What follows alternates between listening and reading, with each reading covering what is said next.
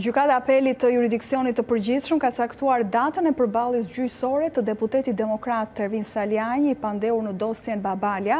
Sipas apelit, seanca është caktuar në datën 12 prill në orën 10. Në shkallën e dytë, kjo çështje do të shqyrtohet nga një treshe gjykuese me relator gjyqtaren Elona Toro dhe antar gjyqtarët Iliba Bezati dhe Genti Shala. Në apel, deputeti Saliani kundërshton dënimin me 1 vit burg dhënë nga gjykata e Tiranës në dhjetor të vitit 2019, pasi u shpall fajtor për akuzën e kallëzimit të rrem.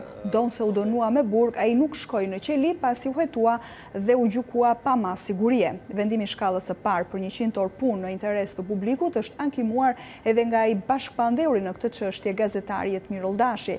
Sipas gjykatës së Tiranës, ish deputeti Saliani dhe gazetari kanë inskenuar një audiopërgjim dhe akuzat rreme penale ndaj vllajt të ish ministrit të Brendshëm Fatmir Xhafa.